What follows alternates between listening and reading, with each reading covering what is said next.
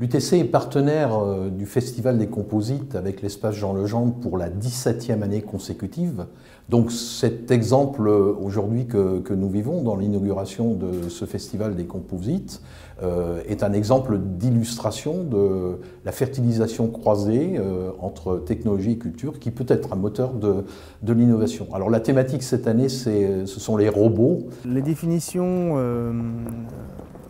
commune et usuelle consiste à dire qu'un système robotique ou un robot est un dispositif qui agit dans le monde réel et qui dispose d'une certaine autonomie décisionnelle. Le robot, ce n'est pas une invention des scientifiques, c'est une invention littéraire.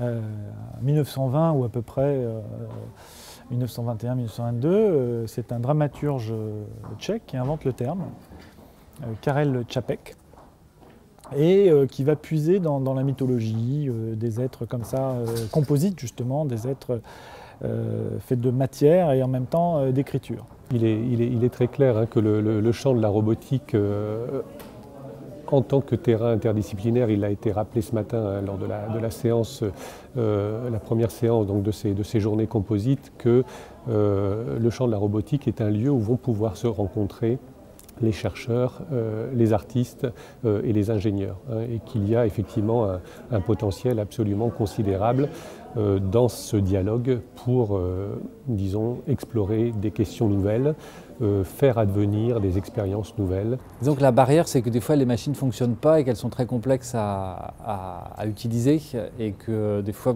enfin voilà, c'est toujours tous les problèmes des bugs et tout ça, c'est difficile c'est toujours un processus assez long de programmer, c'est pas simple, et quand ça doit tourner sur scène et fonctionner à chaque spectacle, c'est assez chaud des fois à mettre au point. Finalement, ça a été une écriture à trois.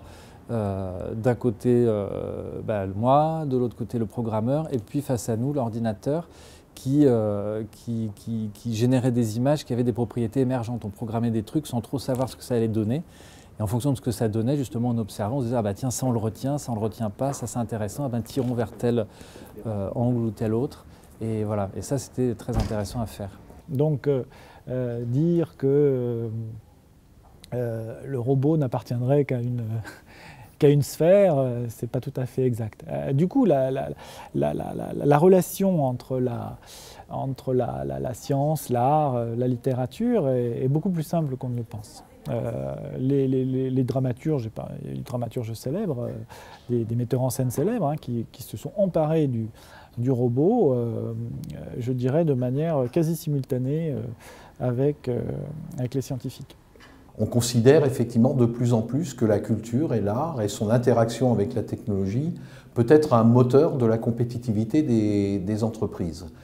À l'UTC, nous l'avons bien compris, et le centre d'innovation qui vient d'ouvrir ses portes sera d'ailleurs le lieu qui permettra de réunir des cultures différentes, des disciplines différentes et des acteurs différents pour créer un véritable espace partenarial, université, entreprise, territoire.